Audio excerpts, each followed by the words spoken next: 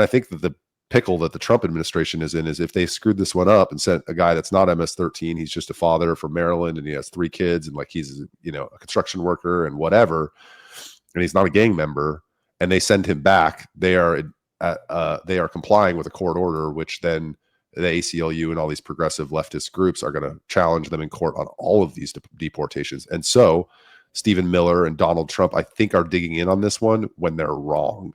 Well, I don't know what they can do about it. This is interesting because, you know, everyone was saying that the deportations will continue until the media catches one that grabs the national attention. We're, you know, speculating there would be ICE agents knocking on, you know, elementary school, you know, windows and pulling kids out of classes, and that, you know, no one's going to stand for that. They're going to see some mom crying on camera, and everyone's going to demand that it ends. But instead, it's this guy, which I think is kind of interesting. I think it's sort of a twist that we didn't expect. But Piers Morgan agrees with you, Michael, a little bit here. Here he is responding. God dang, I agree with Piers Morgan. He agrees with Bernie Sanders tweets something out in defiance of the Supreme Court and without any evidence. The White House claims that Kilmar Abrego Garcia is a terrorist, blah, blah, blah. Piers Morgan says, was Garcia a member of MS-13? That's the key question. If he was, then his deportation is correct. Unless Mr. Sanders thinks illegal immigrant members of violent gangs should remain in the U.S. But if Garcia wasn't an MS-13, as he's always insisted, he should be returned to the U.S. I'm not done yet.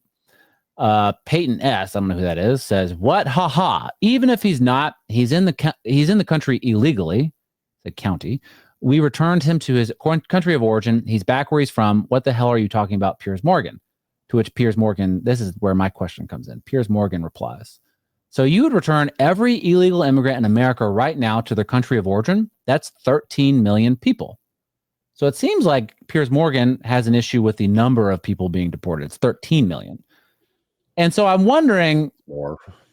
Whatever. Yes, I think that it's more too. Let's say it's, you know, I think Marco Rubio said 25 million at one point. Who knows? If Piers Morgan said it was 50 million, would he be for deporting them all? Is there something special about 13? Like it's in a magic Goldilocks zone where you don't deport everybody that's here illegally?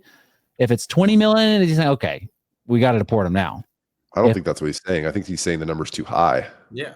I think he's saying that you can't, like, that's a lot of people. You shouldn't do that because he's always been about immigration. Like you can't deport that many people. That would interrupt things too much. That's too many people to do. Like these are essential to the economy, and that would be inhumane. These people are here.